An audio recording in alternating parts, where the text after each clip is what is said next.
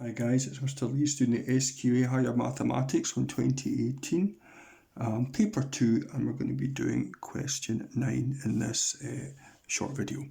So we're given a sector with a particular fixed area, has radius 8 centimetres. The perimeter, which they call P centimetres of the sector, is given by this expression here, P equals 2x plus 128 over x. Find the minimum value of P.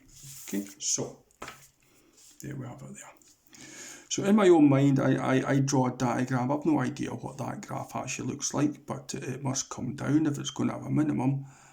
Okay, and the minimum value of P, which is this representation, whatever this is pointing at, corresponds to this particular value of x that occurs when the gradient of the graph is equal to 0. So we need to get dp by dx, set it equal to 0, and find this particular value of x. So let's move the x upstairs to become x to the power of minus 1, x to the power of 1 there, x to the power of minus 1 if you move it upstairs. So let's differentiate. 2x becomes 2, plus 128 times minus 1 becomes minus 128, x to the power of minus 1 take 1 is minus 2. So we're now going to move that downstairs. So we have 2 take 128 over x squared. We have to set it equal to 0 because the minimum occurs when it's equal to 0. And we're now going to solve this. So I just move that over there and make it positive 128 over x squared. Move the x squared up there, move the 2 down there. So x squared is 128 over 2, which is 64. So x is the square root of 64, which is plus or minus 8. Now, because x is a radius, x has to be the positive value there, so x has to be 8. Just check though, does it actually correspond to a minimum? We suppose it does, but we better check. So let's test the gradient either side of 8.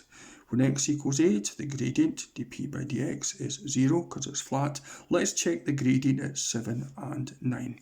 Now, this is your formula for the gradient. So let's do 2 take away 128 over 7 squared, and let's see what we get there. So let's get the calculator on. So it's 2 take away 128 over, now 7 squared is 49, so we can just put that in, and we have minus 30 over 49. So the gradient when x is 7 is negative, so the curve must be sloping like that.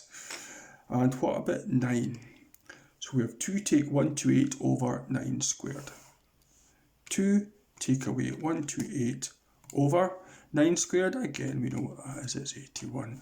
So we have 34 over 81. The number doesn't matter, that is positive, most certainly does. So this corresponds to a minimum. So we have a minimum value at x equals 8. So at x equals 8, we have a minimum value there.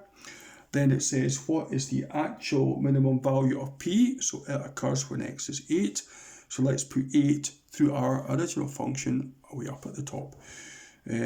Of course, don't forget to use your calculator for this one. 2 times 8 plus 128 over 8 gives you a minimum value of 32. So that would have to be there for 32. And that's the sum done.